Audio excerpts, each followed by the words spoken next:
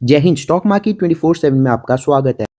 Start कर लेते हैं वीडियो को। तो यूएस कोर्ट ने एक बार फिर से ट्रंप एडमिनिस्ट्रेशन को झटका दे दिया है। यूएस कोर्ट क्या कहना है, जो भी ट्रंप एडमिनिस्ट्रेशन ने कंपनी से टैरिफ इकट्ठे किए थे उसको वापस करना होगा, रिफंड करना होगा। और जो रकम बैठ रही है 130 से 150 बिलियन डॉलर की बैठ रही है। सो गॉड नोस ट्रंप एडमिनिस्ट्रेशन ये टैरिफ्स रिफंड कैसे करेंगे। और यूएसए ऑलरेडी वॉर में भी जा चुका है और वॉर में भी यूएसए का अच्छा खासा खर्चा हो रहा है। और इस डिसीजन से ट्रंप की ईगो को भारी ठेस पहुंच सकती है, जिसके कारण वो कोई उल्टा फुल्टा डिसीजन ले सकता है और दुनिया भर की स्टॉक मार्केट और इकोनॉमीज को गिरा सकता है। और अभी एक और ब्रेकिंग न्यूज आ रही है कि यूएस ने अपना न्यूक्लियर कैपेबल डूम्सडे मिसाइल को टेस्ट किया। और जैसे आपको पता है, जो यूएसए ऑलरेडी ईरान के साथ वॉर में चल रहा है, सो इस मिसाइल का टेस्ट करना मतलब गलत सिग्नल देता है कि इस वॉर ये वॉर गलत डायरेक्शन में जा सकती है, जो कि पूरी दुनिया भर की इकोनॉमीज के लिए, स्टॉक मार्केट के लिए और ह्यूमैनिटी के लिए भी बहुत ही खतरनाक हो सकता है।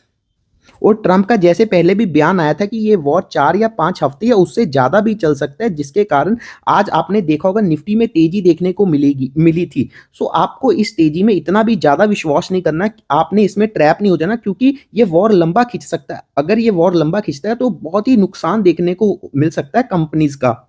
और आपको कैसे पता चलेगा जो निफ्टी में तेजी हुई है वो तेजी ट्रैप है या फिर वो मौका है लेने का। जिस दिन आपको देखने को मिलेगा क्रूड के प्राइसेस क्रैश करके, ब्रेंट क्रूड के प्राइसेस क्रैश करके, उस दिन समझ जाना कि वॉर जल्दी खत्म हो सकता है और निफ्टी का ऊपर जाना तय है। अभी देख सकते हो कोई भी क्रूड के प्राइसेस नीचे नहीं आए, उल्टा ऊपर ही जा रहे हैं। और ये क्रूड के प्राइसेस का बढ़ना हमारी इकोनॉमी के लिए, हमारे रुपये के लिए बहुत ही ज्यादा बुरी बात है। और दूसरी तरफ आप देख सकते हो इंडियन रुपी भी लगातार कमजोर हो रहा है। मतलब देखना होगा अब 100 रुपी पहले जाता है या फिर क्रूड ऑयल $100 तक जाता है। देखना होगा क्या पहले होता है।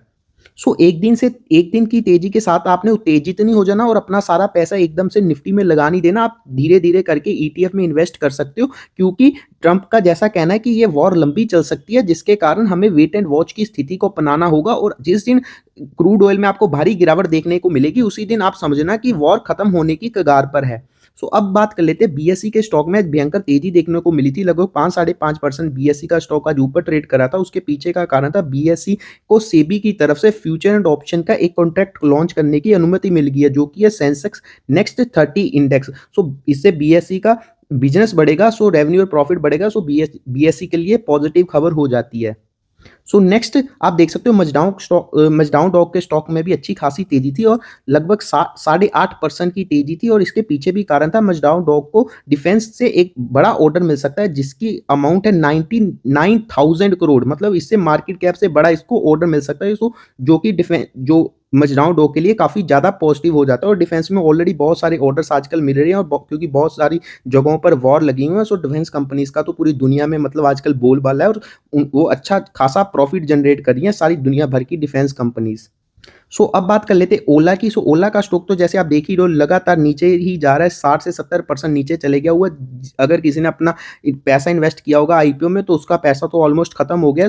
ओला को लेकर भी खबर आ रही है कि ओला 50 से 70 मिलियन डॉलर की क्यूआईपी फंड रेज कर सकते हैं।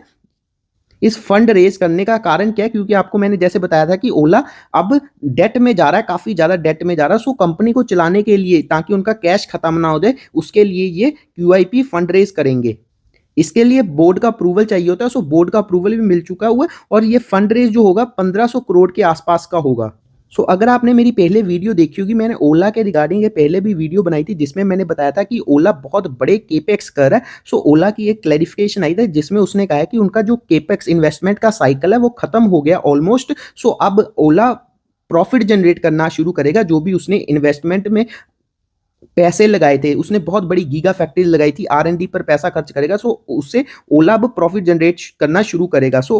ओला ने 5300 करोड़ इन्वेस्ट करे थे आर एंड डी में इन्वेस्ट करना बहुत ही अच्छी बात होती है। इंडिया की company generally R and D पर इतना ज्यादा इन्वेस्ट नहीं करती। उनका फोकस रहता है कि हम कॉपी पेस्ट कर लें या फिर कुछ ऐसा कर लें जिनसे उनका आर एंड डी पर पैसा ना खर्च हो, चीप लेबर पर पैसा खर्च कर दे। आर एंड डी पर पैसा खर्च करती है जो कंपनी ना, वो उनका लॉन्ग टर्म गोल होता है। देखना होगा कि ओला इलेक्ट्रिक लंबे समय तक टिकती है, क्योंकि इनका मार्केट शेयर भी लगातार कम हो रहा है। इतना बड़ा इन्होंने आर एंड डी पर इन्वेस्ट किया। ये मैन्युफैक्चरिंग में जा रहे हैं और गीगा फैक्ट्रीज बना रहे हैं बैटरी को लेकर, क्योंकि बैटरी को लेकर बहुत बड़ी बड़ी कंपनीज है। अंबानी जी भी उसमें घुस रहे हैं। मतलब बड़ी बड़ी कंपनीज, उनकी टक्कर ओला की टक्कर सिर्फ दुनिया की बड़ी बड़ी कंपनी से। देखना होगा ओला इसमें टिकती है या फिर बिल्कुल तबाह हो जाती है। और ओला जो इतनी ज़्यादा तेज़ी से एक्सपेंशन कर रहा था, उसको भी ओला ने अब धीरे कर दिया और उसका फ़ोकस है वो धीरे-धीरे स्टेडी एक्सपेंशन करें और इतनी जल्दी से वो जो एक्सपेंशन में पैसा खर्च कर रहे थे, वो पैसे को भी खर्चना उन्होंने बंद किया, अपने एक्सपेंसेस को खर्चना बंद किया है, जो कि थोड़ा-सा पॉज़िटिव हो जाता है। सो देखना होगा ओला क्या अपना टर्न अराउंड कर पाती है, नहीं। सो आज आज आप गुजरात गैस के स्टॉक को भी देख सकते हो, लगभग 5% के करीब नीचे था। सो इसके पीछे का कारण था गुजरात गैस ने कुछ अनाउंसमेंट्स की थी।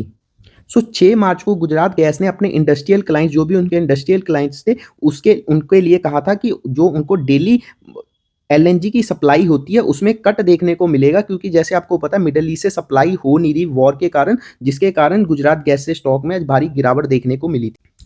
सो अब बात कर लेते हैं पॉलीकैब की। सो पॉलीकैब को 327 करोड़ का आईटी डिमांड नोटिस मिला है, जो कि पॉलीकैब के लिए नेगेटिव हो जाता है। सो नेक्स्ट स्टॉक की ओर बढ़ते हैं। नेक्स्ट स्टॉक है नेटको फार्मा। सो नेटको फार्मा के शेयर में आज अच्छी खासी तेजी देखने को मिली है। सो कल भी मैंने इस स्टॉक के बारे में डिस्कस किया था और मैंने बताया था इसने एक यूएस में दवाई लॉन्च की है जिसका नाम है पोमालिडोमाइड, जो कि कैंसर के ट्रीटमेंट के लिए काम में आती है और इसकी अच्छी खासी डिमांड है यूएसए में। पिछले एक साल में इसकी बिक्री यूएसए में $3.2 बिलियन की हुई थी। सो ये दवाई से नेटको फार्मा अच्छा खासा प्रॉफिट कमा सकता है यूएसए की मार्केट में। और नेटको फार्मा की वैल्यूएशंस भी बहुत सस्ती हैं और नेटको फार्मा एक नेट डेथ फ्री कंपनी है। सो आप नेटको फार्मा को अपने रडार पे रख सकते हो। सो अब बात कर लेते हैं भारत फोर्ज की। सो भारत फोर्ज के स्टॉक में भी आज तेजी देखने को मिली है और तेजी का कारण है इनको नॉर्थ अमेरिका से क्लास 8 ट्रक को लेकर एक बहुत बड़ा ऑर्डर मिला है। सो क्लास 8 का मतलब जो भारी भरकम ट्रक होते हैं, उसको लेकर अमेरिका से इसको ऑर्डर मिला है। सो इनकी अब अच्छी ये बिजनेस करने का मौका बन सकता है नॉर्थ अमेरिका में, जो कि स्टॉक के लिए पॉजिटिव हो जाता है और बोर्ड ने भी फंड रेजर के लिए अप्रूवल दे दिया है। सो अब बात कर लेते हैं एचएल को लेकर। सो एचएल को लेकर मॉर्गन स्टैनली ने रिपोर्ट निकाली है जिसमें एचएल का उन्होंने टारगेट 20% से कम कर दिया और उन्होंने दो चिंता भी जताई है, क्योंकि एचएल फॉरेन प्लेयर पर यूएसए पर इंजन्स को लेकर निर्भर है, जीई पर। सो वो इंजन्स एचएल को मिल नहीं रहे, जिसके कारण एचएल अपने ऑर्डर्स को एग्जीक्यूट नहीं कर पा रहा। और दूसरा उन्होंने कारण बताया नेगेटिव साउंड करने का, वो है एमका से एचएल को बाहर रखना। सो प्राइवेट प्लेयर्स की अब फाइटर जेट्स बनाने में एंट्री हो रही है, जो कि एचएल की मोनोपोली के लिए खतरा है। सो इस दो कारणों के लिए उन्होंने एचएल की टारगेट प्राइस को कम किया है। सो अगर आपने यहाँ तक वीडियो देख लिया, thanks for watching this video. Video अच्छी लगी आप लाइक कर सकते हो और मेरे चैनल को सब्सक्राइब कर सकते हैं। जय हिंद।